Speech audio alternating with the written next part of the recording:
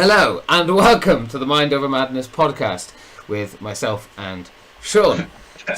Finally, we've been I've been arsing around trying to get this thing to record for the last 10 minutes because it wouldn't record. A little bit of patience, a little bit of perseverance. Yes, we got there. We got there in the end. But yes, welcome, and hopefully you'll enjoy this podcast. I apologise that I might look a bit sleepy and probably don't have anything prepared.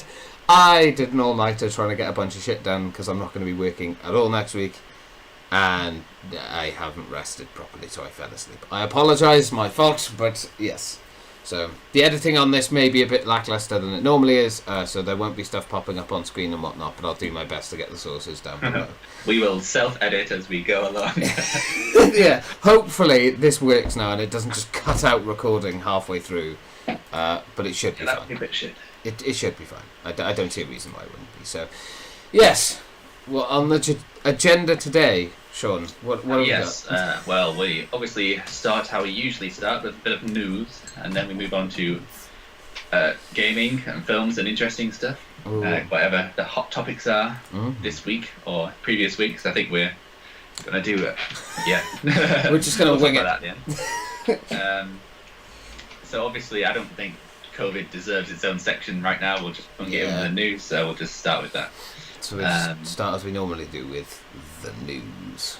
Yes. Dun, dun, dun, dun. Okay, so I believe that they found that when they're testing people for this virus, that it's picking up dead virus in them. So like virus that has been like 6 weeks ago or something. So apparently testing it can't be too accurate now if it's picking up old coronaviruses. Yeah. So you're going to be self-isolating for something you don't even have. So I'm not sure what implications that will have, and if that, I mean, what do we think about that? I think it's not surprising, is it? It's a virus that we've never encountered before, so there are going to be mistakes like this. But what frustrates me is that let's be honest here, the government probably knew about this a while back. And have just been trying not to tell the public because they don't want the public to be like, oh well, how can we tell if it's right now? You know, you're sending kids into school and not knowing whether or not they have it, and teachers and so on and so forth. Which, I mean, I don't know. The problem is it's like the system for tracking the virus. Obviously, it is ridiculous, and the United Kingdom are not doing a very good job of tracking it or tracing it. And with winter is coming, it's obviously not a great position to be in. But I mean, I think the thing is the government need to really make a choice. This is kind of the way I'm looking at it. They either need to double down on this tracking and tracing system and get it fucking nailed for winter by the end of this month, I would assume, which they're not going to be able to do, because they're just not funding it enough. Or they really I know we've been pushing for a vaccine this entire time, and we've made great strides, and there's loads of evidence to suggest that there will be a vaccine for next year, which is fantastic. But they really need to start just pushing. Fuck the track and trace system. If he wants to open everything up but not have a working track and trace system, he seriously needs to consider slowing this down. He cannot open everything up without a reasonable track and trace system. I think it was something along the lines of all the system was you got one phone call and that was it. Yeah, you can't really monitor it or sit or anything like that. I think there were people in the government that were complaining, being like, why did you give it to a third party? Why not have the British government do it? Because we can track it better. And he was just like, oh, well, I was trying to free up space so we could do other things, because other things are important. I've been hearing loads of cringy adverts on the radio, like, I'm a plumber, and I got the call to self-isolate for 40 days. The last thing I want to do is make anyone catch coronavirus. Yeah. So I'm going to just do it for the good of the country. Yay, and I'll get paid. Yeah. But yeah, no, that's not how it works. Some actor, it's not going to convince you to self-isolate for 14 days. I believe they brought in this pay system that's going to be soon. You're going to get £13 a day to self-isolate. Yeah. I mean, well, that's generous, isn't it? Yeah. But yeah, it's not going to work. People are just going to hide the fact that they may have to isolate, I think. Yeah, but because people need the money. People need to work because people are losing their jobs and things. But this is why I think the government needs to choose whether they're going to double down on this. They finally get their shit together, which they're not going to with the track and trace system, or they just go... they come out with a statement and basically, look, our track and trace system is dog shit. It's not working. So we're going to be upfront and honest with you. There is a huge risk that this virus is going to spread unless you do every necessary thing you can to stop that. You suppressed that yawn so hard. I love it. But yeah, it's either they have to come out and they need to come out and be honest and just be like, we haven't got a track and trace system. However, this is how much effort we're putting into finding a vaccine. This is how far the progress is. This is where we're up to. You know, and I know they've been releasing bits and bobs, but something tells me they haven't exactly been releasing everything they could be. So, whether or not that's something they need to start seriously considering, I don't know. But what's kind of your thought on it? I forgot the original thing. It was. What we don't even know. Fuck. I've gone off on a tangent. Yes. It is about the track and trace system. Right, yeah. And stuff like that, I'm pretty sure. I think that obviously it didn't help that the app thing that they were developing didn't work with Android phones, doesn't it? Or Apple, I don't know, it was one of them. Yeah. They needed to get that in place to, use the benefits of modern technology to help us, but no, they're just doing it, by phone calls. Yeah. I don't think it can be fully working. I mean, a lot of criticism with the track and trace system and the employees with it. Like, they're not really knowing who to contact for each person. Yeah.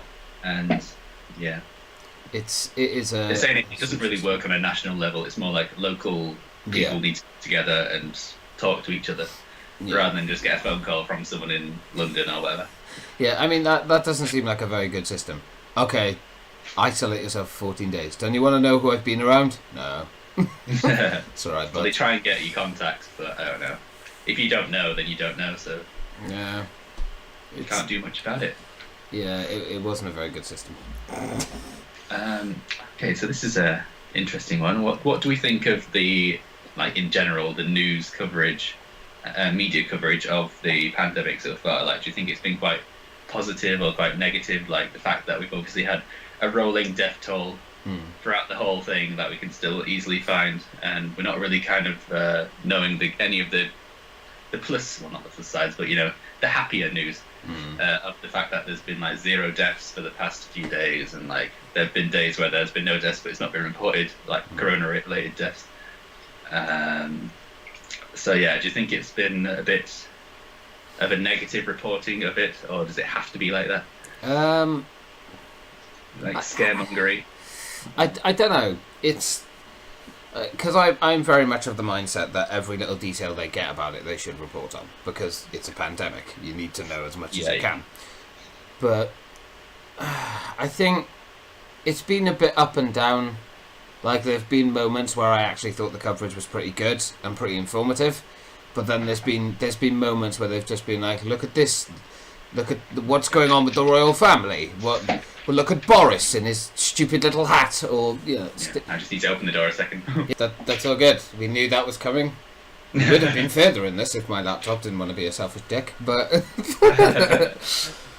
but yeah, the coverage has been not the worst, but it's definitely had its moments where it's been lacking, I think, or they've focused on the wrong aspects of it. So I think it's kind of not doing a good service to the people who want to follow this and have some hope and stuff. Yeah. I mean, it's obviously right to post the figures and stuff. We need to know that, but maybe it could have been on a weekly basis or something like that. We didn't really need to get depressed and down in the dumps every single day. Yeah. So they should have really given us some hope, give a bit of science behind it, because they kind of the government is advised by scientists, but we don't hear any of that stuff. Yeah, I think I've seen maybe 2 articles where they've actually gone out of their way to talk to the scientists behind it and kind of have a chat with them and be like, so what's fucked up? What's gone wrong? And to be honest, most of the time they've given coverage that the government doesn't like. So I think that like a 1 in 44,100,000 chance of catching corona and dying from it, and then you've got like a 1 in 3 chance of getting cancer, and so many people die every day from cancer. You don't get a rolling figure of that. I think it's like they're trying their best to. I think try to. I don't know. It's a weird one, man. Because like when we had that stretch, when we had that moment of I'm trying not to laugh. When we had that moment of where they took 5,000 deaths away from the UK because they went, oh well, we've deemed these unrelatable to COVID, or they had it after they passed away or just before they passed away. They never gave a proper reason for that, as far as I'm aware. I never saw anything on it, and obviously doing this podcast, we had to look into it and try and find stuff, but like there was never a reason for it. The only reason they ever gave was something along the lines of, well, we don't believe they died of COVID. Yeah. But there was like loads of period, isn't it? Yeah, but there was like loads of rumours and stuff that they had just done it to make themselves look better, which, I'll be honest, I wouldn't put past them. Yeah. You know, not to say that that's what our government is absolutely 100% doing, but right now they need any kind of help they can get. Because I don't know if you've seen like Boris recently, like trying to answer questions. He's fucked. He has no answers. He's panicking all the time when he's trying to say something. His own party is starting to turn against him and be like, mate, you're really not doing anything that's helping us anymore. His kind of like big personality act that has got him so far is now falling apart because it's just not enough to keep his, sort of smoke and mirrors act up anymore. Yeah, it ain't gonna fly anymore. And with all the U-turns that they've been doing, it's been catching up with them now, I think. Yeah, literally. Like, you can only put a mask on so much of it. Yeah, there's only so many band-aids you can put on. There's only so many band-aids you can put on one cut before eventually you have to get it stitched. Yeah, that's what we call Boris duct tape. Yeah. The perfect band-aid. Yeah, literally. For a problem that won't go away. Yeah, for the problem that just won't fix. Obviously, they've launched like a campaign to get people back into offices and things, because city centres are just like dying a death with no business coming in. Literally. And they need people in there to buy the lunches, get coffees at lunch breaks, and keep the transport network going. Yeah. So, I mean, just regardless of how productive people are at home, they just want people to get back to the office anyway. Yeah. I think I find it quite amusing, actually, because I genuinely thought when stuff opened back up that, obviously cases have gone up, the R rate has risen, we all know this, it's all been fucking announced and looked at and whatever. But it surprised me actually how little people actually were going out and trying to make an effort. I was quite surprised. I was like, oh, most people are just going to be like, thank fuck, I can finally go out and do stuff and whatever. But people have been really cautious, which actually surprised me. I was expecting people just to rush out and be like, yay, free food. On the back of that, we'll talk about reopening of nightclubs later, right? Oh, yeah. I've actually seen... I'll get into that in a bit. But, I'm pleasantly surprised, I would say, at how people have been treating it. Most people. Yeah. I think, obviously, there's the occasional dickhead, but, I mean, that's going to happen. I do think that the spread of the virus is a bit concerning, but I think it's just be sensible, isn't it? But let's face it, we always say this. The common sense is anything but common. Yes, and common sense was here before the virus and during, and people with none are still, existing. Somehow. Yes, if they haven't caught it. Yeah. Obviously, schools went back. I suppose that was kind of a big kind of flip of people wanting to go back to offices and things. Well, the government wanting people to go back to offices. Yeah. We talked about the schools last week, though, so...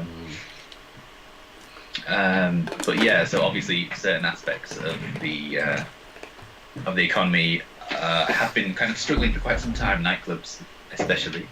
Yeah. What do we think about some of those? I haven't actually seen the official guidance on like whether they can open or not, because the last time I heard, gatherings of 30 people or more, we're going to get fined £1,000. But Funny that.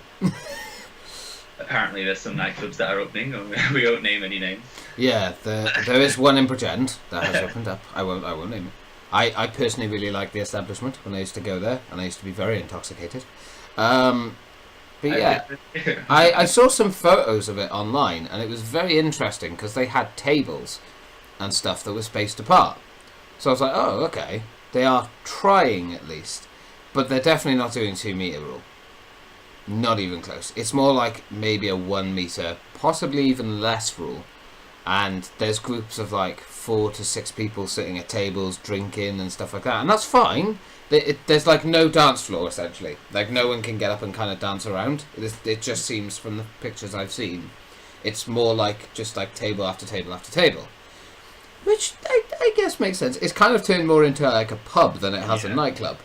Which I guess is okay-ish. But I think my only issue with that is that the space between people and the fact no fucker's wearing a mask. Yeah. So and when it gets to like midnight onwards, people start getting more intoxicated. Yeah. Because obviously these are open for up to like, I don't know, was it like 5 in the morning or something? I don't know. But yeah, I think when it gets later on, people aren't going to be so happy to follow the rules. Yeah. And the dance floor and the music were booming. I think the dance floor will be created somehow. Yeah, and another thing as well is it's like I get they just need to find a way to open so they can make money because again local venues and stuff. Sorry, I'm like trying to do 1,000 things at once because I'm so far behind today. Local venues and stuff obviously have lost out on a lot of money. Local businesses and stuff, and they're at risk of closing. So they have to open to be able to keep a certain level of business so that they can pay their bills. We all understand that and we get that, but is it really worth? I mean, to be honest, it's pointless fucking saying this, but is it really worth risking spreading the virus more, considering it's already spreading? The R rate is back up to 1 in some places in the country. I don't know. I mean, I don't even know if I believe that anymore. Like the R rate, that's another thing. Like they're saying that it's back up to 1, but I've not seen any evidence of that. I mean, I know my mum working in the NHS. She works as a cleaner up in the hospital in Bridgend. And there are cases that have come back in. There were 2 on intensive care the other day, I believe, that came back in. But, I mean, it's not like it's a huge wave of it again. So I don't know if it's like a fear-mongering tactic that they're trying to convince people to wear a mask more often or be more careful or be more sensible with their choices, or if it's just like they are telling the truth, but it just the figures aren't adding up because the government aren't telling us something maybe, or stuff isn't getting reported properly. I don't know. Yeah, and the way they're telling us it is in like a confusing way. Not many people understand. Like R rate. But yeah, I think when it comes to nightclubs, I suppose it's a good. I'd be happy for them to kind of convert them into pubs, like as a temporary thing. Yeah. Just so they can get some money in, because they have been neglected this whole time when it was all about hairdressers and hair salons and beauty salons and nothing about this kind of side of the industry. Yeah. So yeah, it was like everything's been opened up, but these forgotten things haven't been. Yeah. It's because it isn't a really necessary nightclub. Yeah, I mean, to be honest, if you can open a tattoo parlor and you can open up a hairdresser, you may as well fucking open up a nightclub. I mean, I guess they have screens and protectors, kind of like shops do. Yeah. I mean, they've done all they can do. Cleans the floor. Yeah. Oh god, that floor. But yeah, I guess they've done everything they can do to protect it and do what they can. So as long as they've taken every possible precaution they could do, except for mandatory mask wearing, because any reason not to fucking mandatize that. Yeah, well, I suppose they follow the same things as pubs where you don't have to. If you're going to be drinking, you can't drink through a mask. Yeah. Well, that kind of defeats the object of it, don't it? But no. I mean, I haven't got a problem with it as long as people are sensible with it. That's my thing. But these days, I don't know what to believe. I hear one thing from one source, and then another source says the complete opposite, and you know what to believe.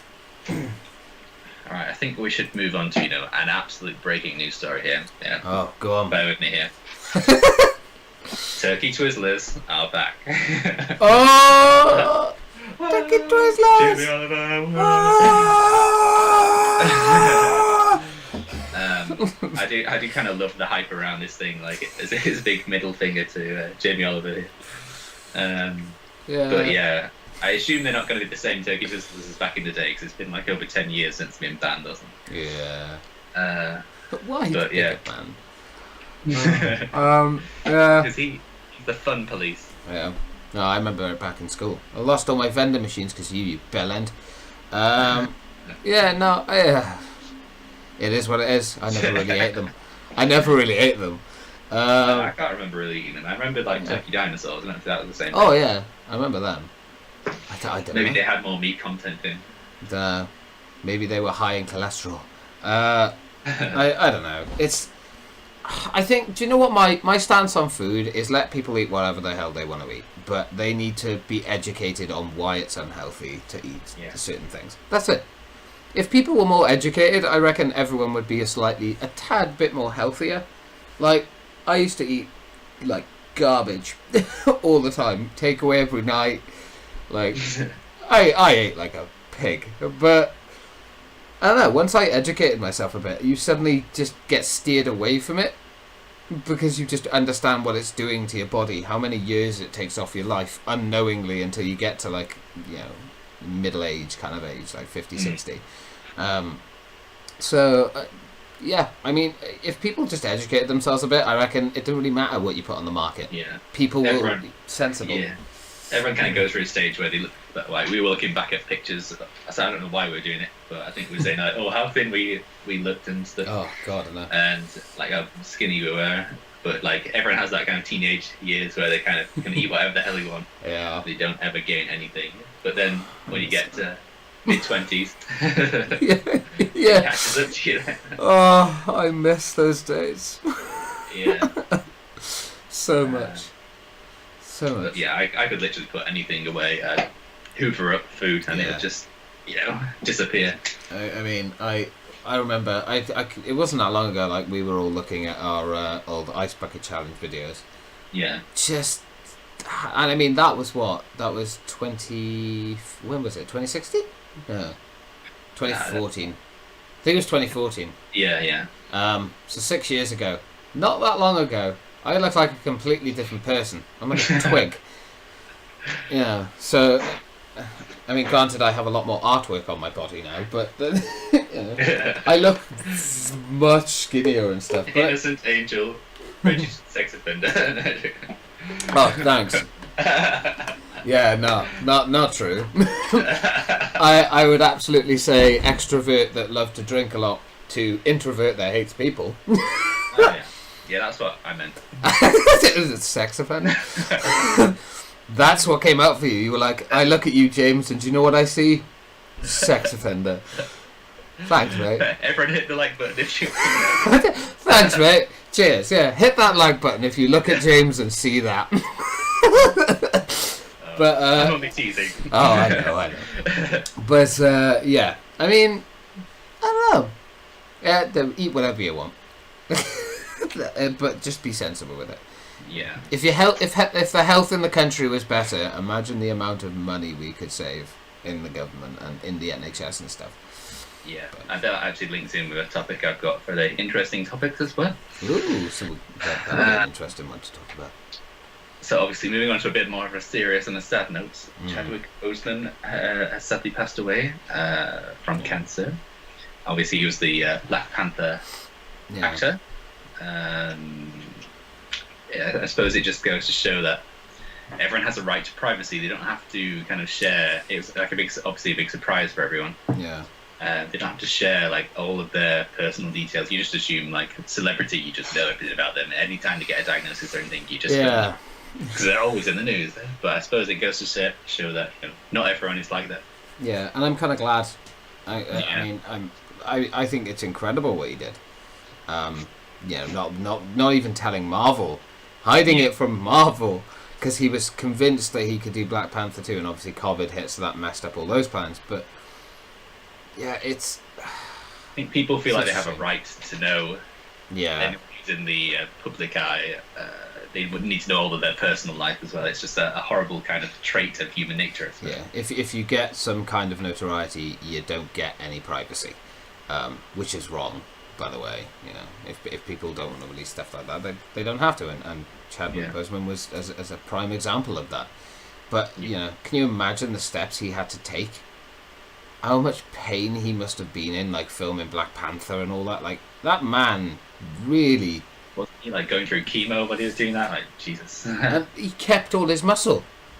Yeah. How? He must have like worked extra hard, you know. Like that guy fucking changed what it means to be an actor. Literally. Yeah. But and it's like a thankless task as well, because he's I mean, incredible for what he did, and it's a massive loss to the acting industry, because he was an incredible actor. I mean, you know, I think there was a film called 24, I think he did, which I didn't even know about until they started reporting on this, and I watched it, and it was like, Jesus, you know, he was very diverse and very talented.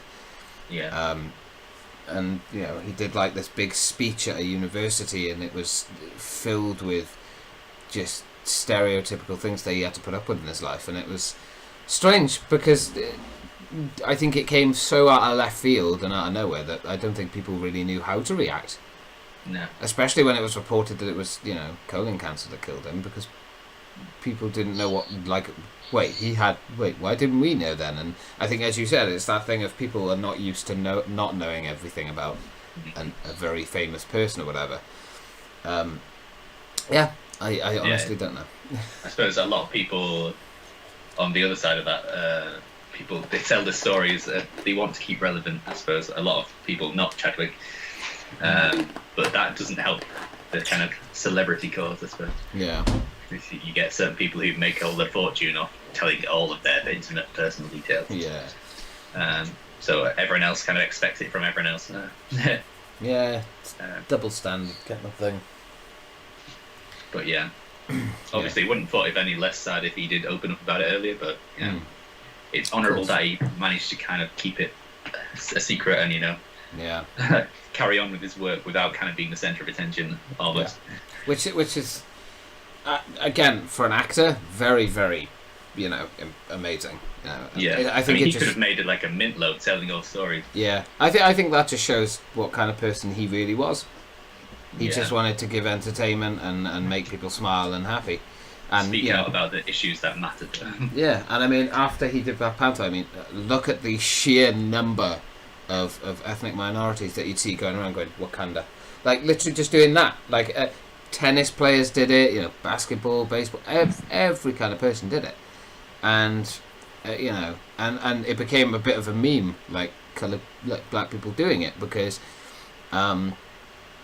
you know, it was like, oh, you know, they're all copying it, and you know, it's a bit silly or whatever. But it really actually did have a huge impact into you know, the rights of people in the acting industry, especially when it comes to sort of roles and things like that. After Black Panther blew up, it was like, because that was almost entirely black cast, wasn't it? That's why it was so.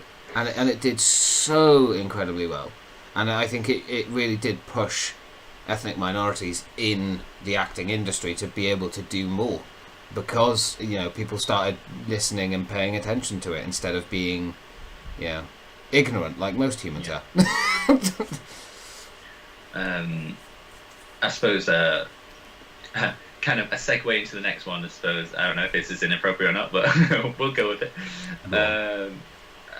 Obviously there are extremists on all sides, and some extremists were calling for the BBC to censor the national anthem because it denotes slavery and things. But I mean, historians have kind of proven that that was written before all of that, and the fact that we colonized, well, like we liberated a lot of places, and kind of helped the slavery cause. But, you know, we can't sing the lyrics to it because it is offensive, apparently. And this is the BBC kind of censoring it, but they've since done a U-turn and said it's going to be played in its full glory because they were wrong. Yeah, as big companies do, because they think they're clever when they just go, oh, we'll do this. People will like us for this, right? And then they realise how out of touch with society they really are.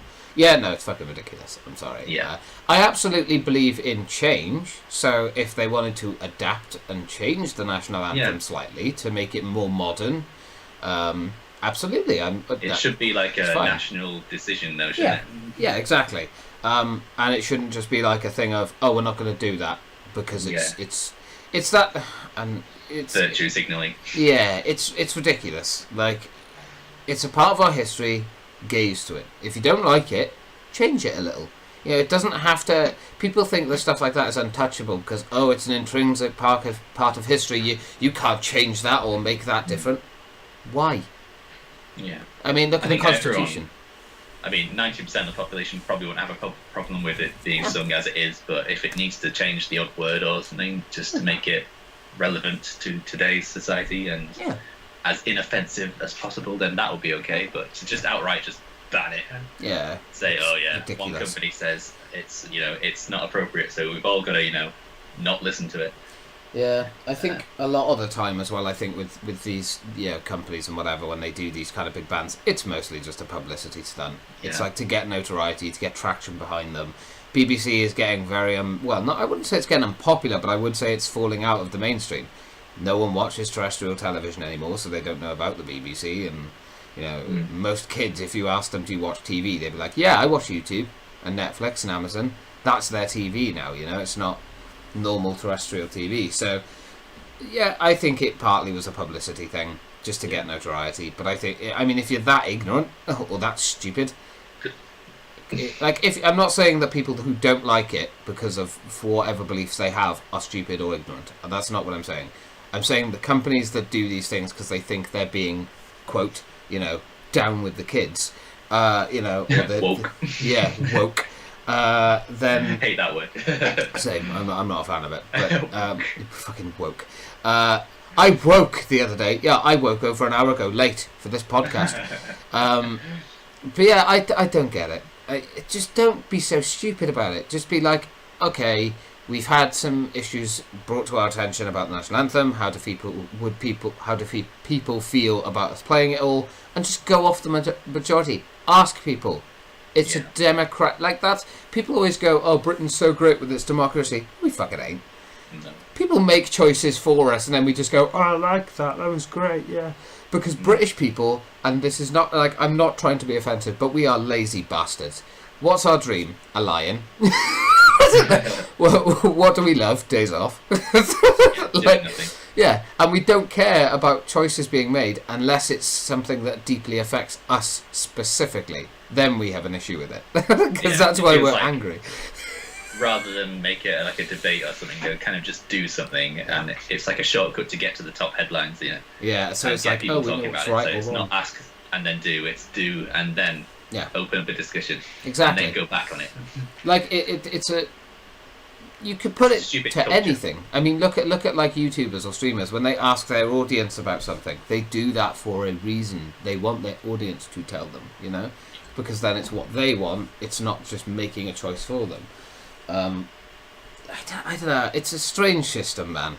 I'm not saying, by the way, that Britain has no democracy or anything like that. Of course we do. That's why we have votes. But what I'm saying is that I think it's a little bit smoke and mirrors when it comes to that stuff, and especially when it comes to big companies. They don't give a shit about being democratic. They're just like, we want to do this, sod you.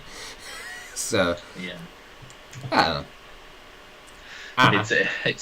It's a big topic, that one, I suppose. It is a huge. Didn't realise the depth of that one. I will find a way to make anything deep. We went from turkey twizzlers to that. Okay. What the hell? Shall we move on to our gaming section? Yeah, go on. I think we've done a lot of news. Let's go on to our gaming. So I'll talk a little bit about next gen, PS5 particularly. Mm-hmm. I've been reading some articles and about the DualSense controller, and apparently it's going to have haptic triggers, which basically means that it's going to have a resistance on it depending on what you're doing. For example, if your gun jams in a game, it will jam the trigger, so you can't actually press it. Mm-hmm. Well, you know, and that's kind of opening the doors to people kind of maybe breaking them. Yeah. In my opinion, but it's going to have like a resistance if you're driving a car. Like the pedal, it won't be the same resistance all the way down. It'll be like a, you know, harder stuff. More realistic. It's going to be very interesting to hold one of these things. It looks comfortable as hell. It does look nice, I must admit. What do we think of the triggers? I think they're fine as long as there's an option to toggle it on and off. Yeah. That's kind the of thing. Next level of immersion, isn't it? Yeah, I mean, if you want to give that say they have like a toggle on and on button, I probably will keep it on just to try it, just to see if I like it and if I think it's something that I'm cool with. If it's something that doesn't work for me, I'll just turn it off. It's probably going to be implemented in the new Call of Duty Cold War and stuff. Yes. Squeeze the trigger slowly, son. Yeah. And you know, the controllers nowadays, I suppose people are playing the consoles a lot more now, and they're kind of breaking a bit more. You know, the analog sticks are kind of drifting and all sorts. I've had that problem with mine a few times. Haven't it? Mine are fucked. Like the battery life on them is dreadful. The analog sticks are shit. Yeah, I've got like 2 controllers, but I only use one of them for certain games because, you know, one of them, the analog stick, goes all over the place. Yeah. And my dogs have toots and that rubber off them when they were puppies. But yeah, so I suppose the more features they have, the more can go wrong with them. Like, is my point of that one. Yeah. No, that's fair. And if it's jamming all the time and you're like, I want to kill that person. Yeah. And some people are more susceptible to gaming rage than others. But yeah. Maybe a little. Not looking at anyone in particular. Yes.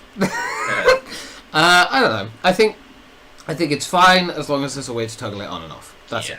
Just have it's the same with anything when you have like kind of new technology that you're trying. Just have a way to, you know, turn it on and off.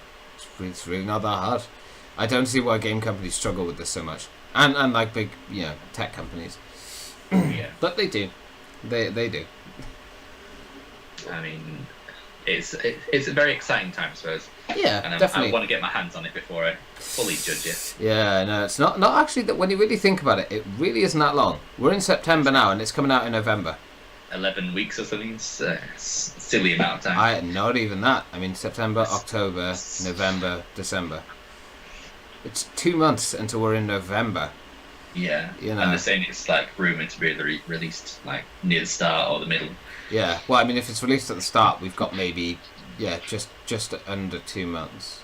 Yeah, which not long. 8-9 weeks. Yeah, it's and we still don't know a great deal about them. You know, I think there were rumours about the disc version of the PS5 being about £600.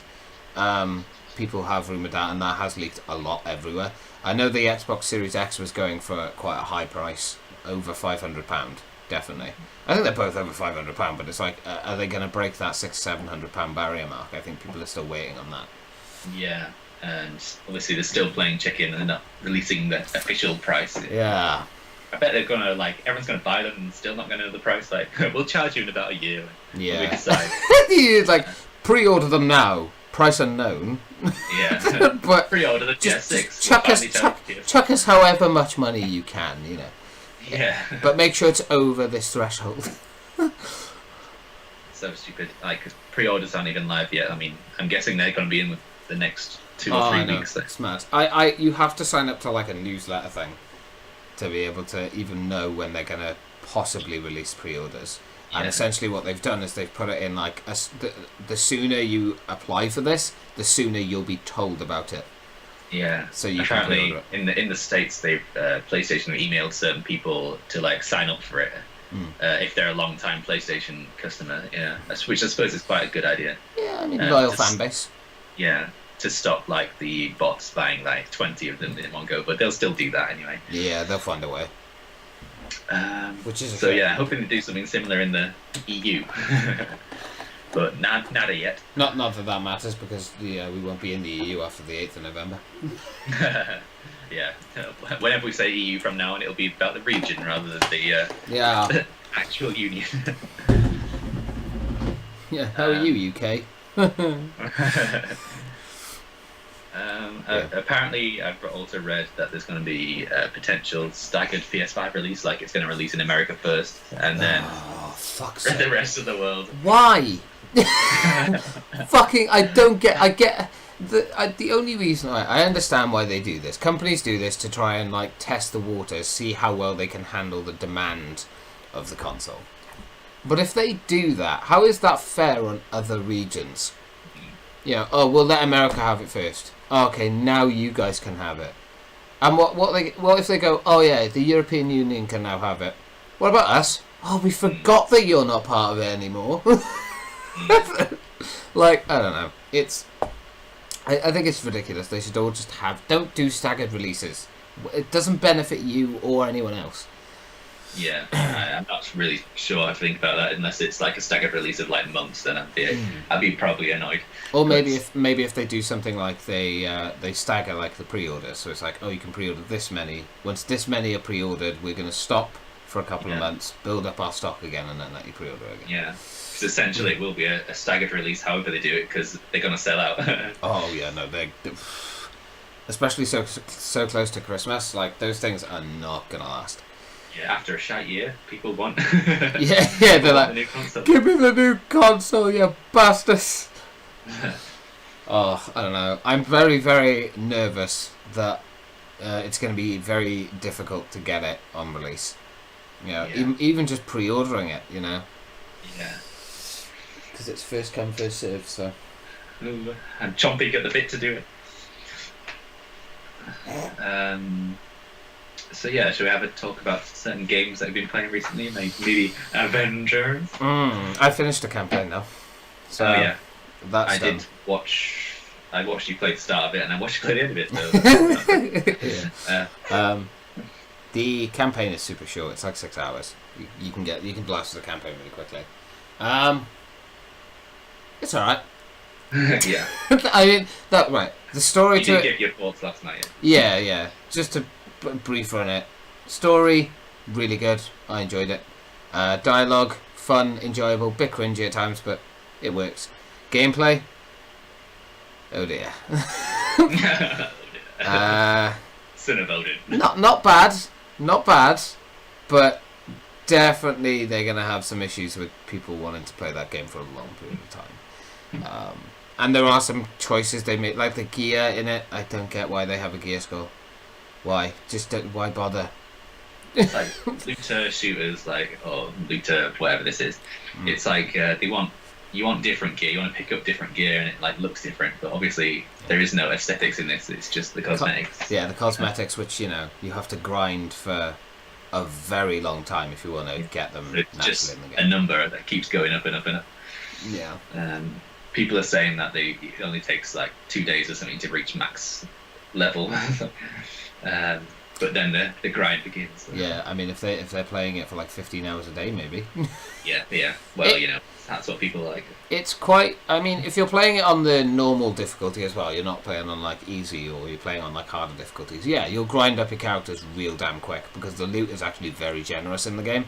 Like I personally only play on the easiest because I'm scrub when it comes to games, so I like the easiest difficulty. But it works nicely. It's not. Yeah, even on the easiest difficulty, I'm still getting loot that is making my characters more powerful. It doesn't feel like, another looter shooter, which I could name, which is having a big update soon. And the company should hand off the IP. But, we're not going to get into that. We'll talk about that when it comes out, But, overall, not a bad game, but I highly recommend people wait for a sale and only get it if a friend's got it, or if you're planning on getting it with a friend, because you'll have a lot more fun. Yeah. I think a lot of the complaints from the beta were a bit like it's going to be repetitive, and the story's going to be alright because the first mission was alright. Yeah. But repetitive and grindy, and not much endgame content and not much variation in the endgame content. The story is the best thing about it because there's only 3 missions in the story that are completely different to all the other levels that you'll repeatedly play. But those 3 missions, along with the cutscenes and the breaks in between, keep the monotony down to a low. So I think now when I jump back into it and I start playing the endgame stuff, that monotony is going to get very, very quickly high and heavy because it's essentially the same 3 objectives, like destroy these 2 points to free a prisoner, or stand in this circle and defend it for ages, or defend these people, defend 3 zones. It's like that same gameplay loop over and over again. Yeah, and I know people will say this, but you play Call of Duty, that's just the same thing over and over and over again. It's a very different system, though. It's not a looter shooter. This is the problem I think a lot of looter shooters have, and I don't know if you'd agree with me, but the repetitiveness of them, just fucking put some effort in and make multiple different designs for levels, multiple choices. Make them fucking interesting. Stop just making the same generic bullshit to save time and money, you know? Yeah, I probably agree. Yeah, games could be so much better. I think with Marvel Avengers, it almost seems like it's supposed to be a single-player game until they were probably told from higher up, like, it has to be multiplayer. Yeah, no, People want to play this with their friends. Square Enix wanted it to be, there's no doubt in my mind that they got hold of Crystal Dynamics and id and were like, wait, you're making this single-player? No. We need a live service. Because apparently they've got 4 years of content lined up, which is cool. I'm cool with them adding characters and little storylines for those characters and story missions. That's cool. But, you know, this thing... Actually, this is something I want to touch on. People have been saying, obviously, for the next characters to come out, you have to pay £10 for the Challenge Pass. I don't think that's true. I reckon you got to pay £10 for the character.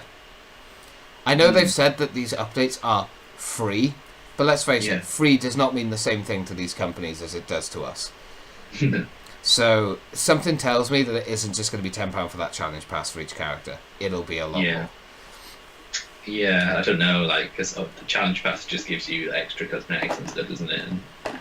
I'll be honest, the Challenge Passes are not bad.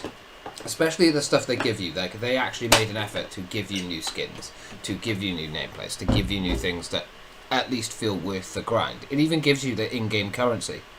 Like, enough of the in-game currency to get the other passes when they come out. Yeah. But there just seems something... Like, it's definitely the most generous system I've ever seen. But then the way that you unlock the tiers by the daily and the weekly grind missions, that's what kind of confuses me. I get that people like seeing different things. Just put a little bit of an XP thing on it. Yeah. Having specific missions are fine and whatever, but Christ almighty, it gets boring quick. Yeah, the multiplayer aspect is like essentially how important is cosmetics to like the customers. With Marvel things, I suppose it's quite important, and people want to look cool, and the multiplayer aspect will sell that more than. I don't know. Is it like worth it to just give the character away for free? But then, if they want all the cool skins, they got to buy the pass and the extra cosmetics. Well, it's FOMO, isn't it? Fear of missing out. FOMO. You don't want to be just bland. Hawkeye. You want to be the super Hawkeye. And I will say as well, the fucking ridiculous amounts of sponsorship deals they had, like Verizon having their own outfits and stuff, like that's ridiculous. That's fucking ridiculous. And obviously PS4 is going to get exclusive Spider-Man next year, isn't it? Again, very wrong. That shouldn't be. I know, that's... It's the same with... Fucking hell, they did it with COD. They took an entire game mode out of Modern Warfare Remake for a year off the Xbox One. Survival and Spec Ops. They were completely taken out. Why? Oh, we wanted exclusivity. Fuck your exclusivity. You make enough money off your game. Don't be such a stingy little twat. I mean, it's clear that PlayStation has the upper hand in like the whole gaming business. So they don't really need these exclusive things. Like, just throw Xbox a bone now again. Feed them, please. they need sustenance. I feel sorry for them. I mean, I had an Xbox 360 for years, but I mean, I've got both. But I play the PlayStation a lot more. Although it does sound like a rocket ship 99% of the time. Yeah. How was the performance of Avengers? Crap. No. I'll be honest. I got very, very lucky. I had one crash out of the. Trying to work out in my head quickly. I've played about 18 to 20 hours of the game. I've had one crash in that entire time, and probably about 2 minor glitches. I'm very lucky. I know people have been playing it that have had cutscenes not work, especially on PS4 Pro. Apparently the game runs like ass on PS4. But I got very lucky, apparently, and just didn't encounter really any. I had one crash and that was it. which was a Black Widow. When I first played as Black Widow and I was versing the boss on that level, it crashed, and then it bricked my PlayStation nearly. Which was a bit concerning, but considering that's 1 out of 18, that shouldn't happen at all. I'm not condoning it, but I mean, compared to some games that come out now, it's unfortunate that this is a standard, but I mean, it was alright. Yeah, it feels like this was rushed. Could have been much improved on next generation with the frame rate issues that it seemed to have, especially. I was watching you play, and it seemed that the frame rate was quite bad in some times. Oh yeah, no, and just for clarity's sake, I have the boost and the HDR turned on my PS4 Pro constantly, all the time. So you do run the risk of it bricking or not going very well for frame rates and stuff. But 90% of the time it's fine. With most games, it's fine, it's okay. And in a lot of games, it does enhance it. But yeah, Avengers doesn't seem very performance enhanced. It could have done with a few more months, I think, being made up. I think I said it at the end of the stream. It was something like it should have been released in January or February. I think a couple of extra months would have done it a world of good. Yeah. But there we are. There we are. Not a bad game. And you didn't recommend people buy it now, maybe wait a while for it to be on sale. I'd say wait for it to be on sale and see if you can get a friend to get it as well, because you'll have more fun with it and you'll get more game time out of it if you have someone to play it with. It's like kind of like The Division. If you play that game on your own at end, the story is great and amazing and you can do that on your own. The moment you get to that end game stuff, though, you are going to wish you had someone to play it with. Yeah. The dog agrees. Oh, that was adorable. Oh. Bobby.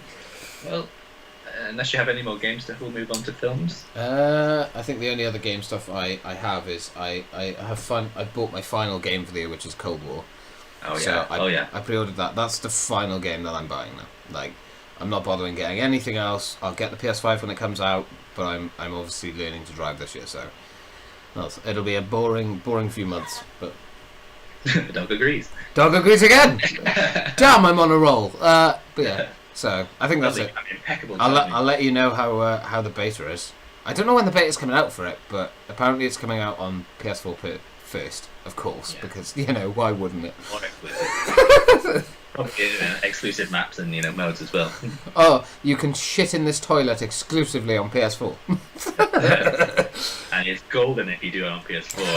Xbox is brown. Oh Christ! Yeah. And yeah, I do quite like the time period that's always set in. It's supposed to be like a sequel to the original Black Ops or something like that. Yeah, that's what made me get it, because I was kind of like, It was just a CGI trailer, and what do we really gain from that? I'll be honest, I wouldn't recommend people pre-order games, only because I know that's very contradictory, but so people be thinking hypocrite. I mean, the reason I say that is because the more money we give to these companies, the more they're going to be able to get away with. But let's face it, no matter what we do or say, I have an issue with stuff like that. I pre-order shit all the time. Do as I say, not as I do. Exactly. But that's the worst way to live your life. So, I mean, if you really think you're going to love a game, then pre-order it. That's fine, whatever. But no one can tell you anything else. But otherwise, try and think about it for a bit. That's why I haven't pre-ordered Far Cry 6 and Watch Dogs Legion and things. I'm waiting just to. Yeah. With something like COD, you kind of know what you're going to get. I suppose. It's basically like a reskin with slightly better graphics. Yeah. Except this one apparently. This one's apparently going to run a lot better and look 1,000 times better than any COD before it because next gen consoles. But, yeah. I mean, in my opinion, if I looked at a PS3 COD and a PS5 COD, it probably wouldn't be able to tell that much of a difference. It had a great engine then. Still has a great engine. Yeah. It's always been buttery smooth frame rate and stuff. Well, except for the Modern Warfare remake, the cutscenes are awful. Oh. They were really jittery, and although they looked incredible, you couldn't appreciate it because it would freeze every 6 milliseconds. Yeah. I mean, definitely the CGI cutscenes and stuff have got better. But as far as the gameplay, it just kind of looks the same to me. Yeah. We'll see. I'm sure there's tons of improvements there. Yeah. It'll run a lot smoother. But we'll see. Yeah. So yeah, films. I've got fuck all for this. Oh, I think you've got something because I mentioned the new James Bond trailer. Yeah, no, true, that is it. I can't fucking wait. Yeah, I mean, I'm so excited. A lot of people are excited for that. I think that's the thing that will get lots of Brits back to the cinema. Oh, definitely. I wouldn't give a shit. They'd be like, you can't go in this cinema, like, it's full. Fuck off! I must see the film! Yeah. They could tell you will catch COVID if you go in there. I don't care, I'll see this. I will. It's his last one. I have to. I know, and it does look good. Yeah. As you said, I had to blast some music as well for... We were geeking out about the trailer, you had to blast some James Bond music after that. It was a James Bond day after that. Yeah, I'll have to... Oh, Sean, I'll have to go up to Manchester, we'll see it together.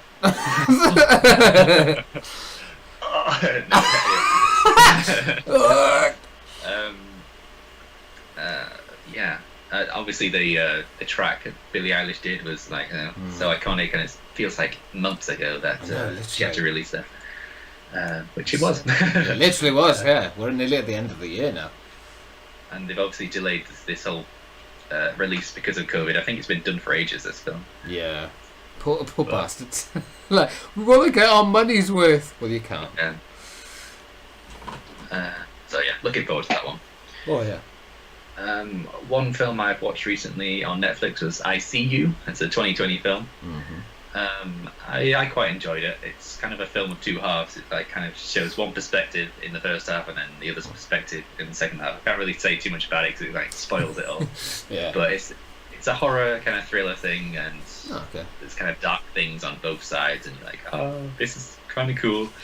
I'm not usually a massive fan of when the perspective shifts like halfway through. And it's kind of a bit like The Last of Us, where it kind of goes back in time and then shows it from a different perspective. But you know, it can work sometimes. But yeah, I enjoyed it. I recommend it to people who are interested in a little popcorn horror film. Yeah. Speaking of horror films, I wanted to talk a bit about. Do we have a favourite scary scene from a horror film or a game? Ooh. Actually, yeah, I've actually got a question as well. More on the gaming side, but yeah, I'll ask it after this one. So, favorite scary scene from a horror film? Ooh, it's tricky. I mean, I very much love the Amityville Horror remake that happened with Ryan Reynolds. I thought that was brilliant. A lot of people didn't like it, I know, but I personally like the scene where you see him going through like the psychological change of going nuts because the spirits are starting to talk to him and he starts to see things and stuff. Like I love that kind of the more psychological stuff I find is much more impactful. But I also do love there is another scene that actually did get me quite a lot mentally, which was any scene with Pennywise the Clown by Bill Skarsgård. He was very uncannily like fucking terrifying. Oh yeah. When he wasn't CGI.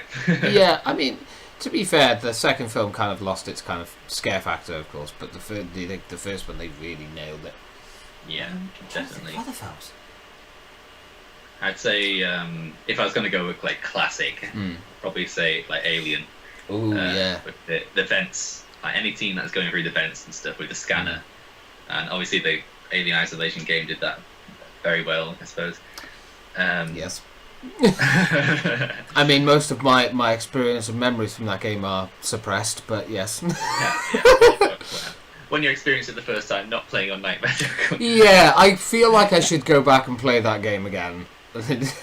Which, do you know what, I might have an announcement at the end of this stream. That is fucking podcast. I actually do, but I need to wait until the end because. Yeah.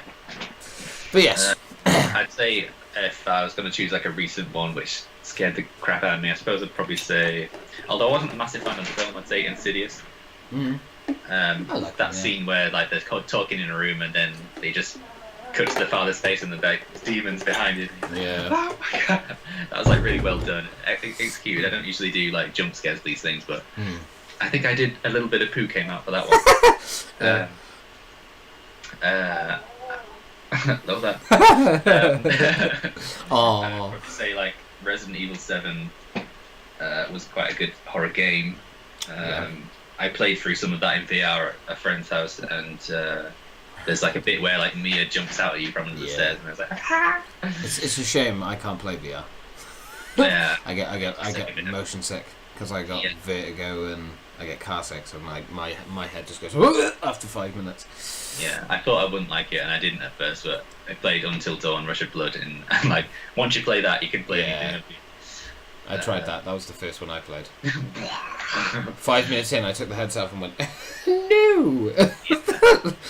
They say it's like takes you like a few hours of wearing it to like get used to it, and you don't feel like that anymore. But yeah, you got I think spend time in, you get more used to it, I guess. But yeah, that's immersive horror games are very can be quite scary. Yeah. Okay, my question is a gaming one. What's the most gripping storyline from a game that you've ever played? The most memorable storyline kind of thing that really gripped you, that made you really suck you into the game? Because I know a lot of the times when we play games and stuff now, we don't get sucked into them so much because they're live service crap. So, yeah, the good old classics. I'd probably say, although the story in general of this game wasn't great, I believe individual scenes were good. I'd say Beyond Two Souls probably. I kind of liked I think specifics. Are we talking about specific scenes or just games? Just game storylines that really gripped you. Yeah, I think specific scenes in that one really kind of got the emotional impact. Maybe it's something to do with the music and just the way. I think there's a scene in Beyond Two Souls where she has to like go to the insane facility and talk to her mother, and then like there's like an optional bit where you can like put the mother out of misery or something. Yeah. And I was like, oh my god, that's so sad. Yeah, that is. They really went for David Cage. Really went for a good way of hitting people's feels. The fact that the narrative was all over the place didn't really help though. But I suppose I was more gripped by individual scenes in that one. Yeah. And obviously there's Last of Us as well. The first one, I'd probably say that. Oh yeah, definitely. Last of Us was a hell of an impressionable game. Yeah. What was probably mine? Christ. It's been so long since I've actually been properly sucked into a game. Stop saying sucked. It's a trigger word. Triggered. I don't know. Fuck, it's been so long. I'm like looking at my games, like trying to think, what sucked me in, like proper sucked me in. I don't know. Probably. Yeah, I like how I can look at my arm and be like, any of these? Yeah.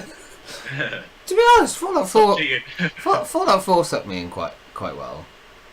Yeah. But yeah, no, I'd probably say the most memorable one that I can remember from probably my childhood and stuff is probably Time Splitters. Future Perfect, the third one. Although the story isn't like anything outstanding, or it isn't like a really gripping storyline or anything, and let's face it, the voice acting back in those days was not amazing. Yeah, I don't know, there was something about it that really just, I couldn't like take myself out of it. Once I started playing the game and everything, I had to play it from start to finish. Every time I played Future Perfect, it was start to finish. I didn't stop.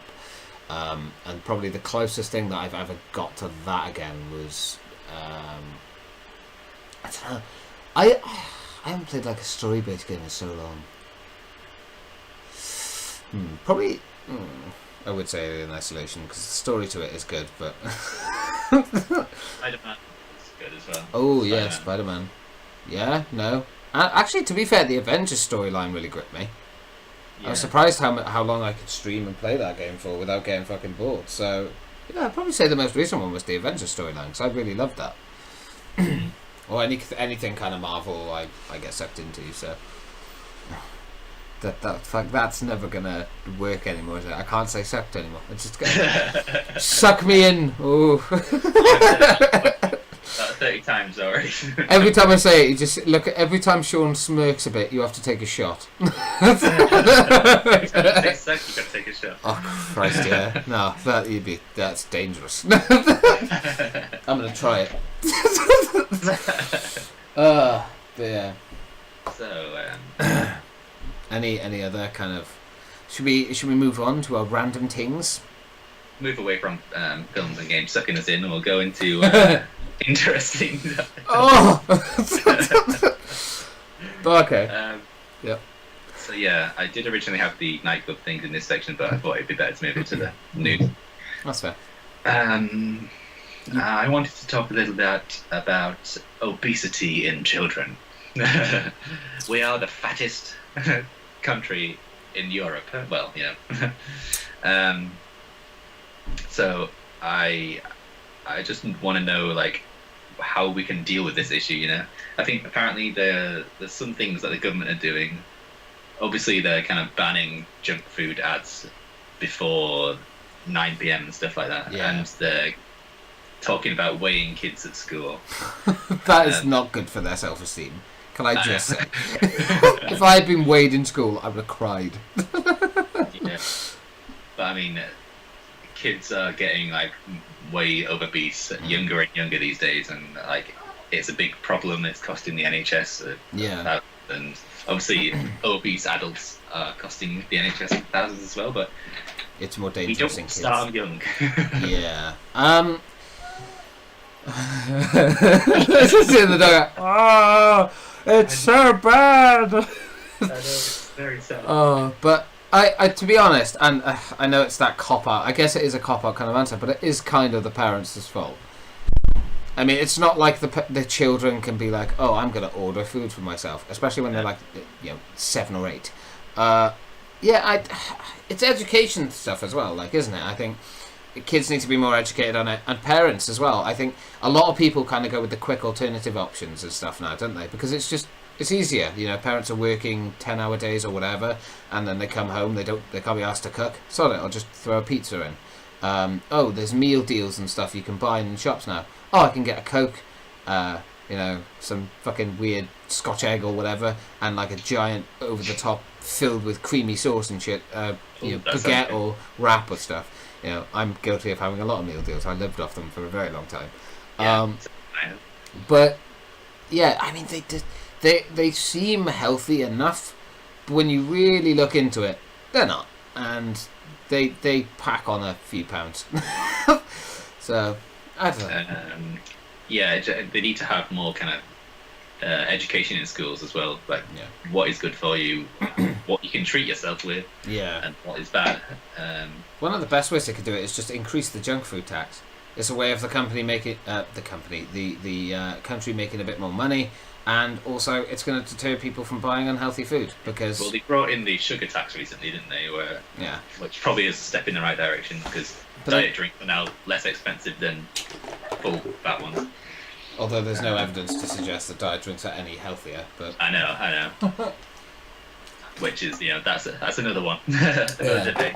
I mean, I don't drink anything other than tea, coffee, and water now.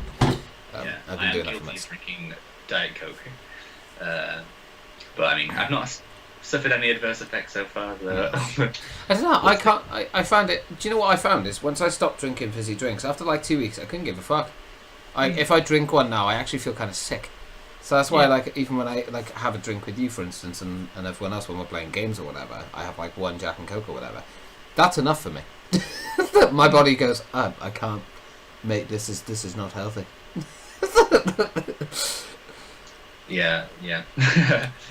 I mean, it's good to wean yourself off stuff like that because it's not good. Everyone deep down kind of knows, adults especially, what is good and what is bad. I think it's just sensible. Like, if you're a parent and hey mum, thanks. That's all right. Thank you for the food. Thank you. Talking meal deals, there it is. Oh yeah. Thanks, mum. Cheers.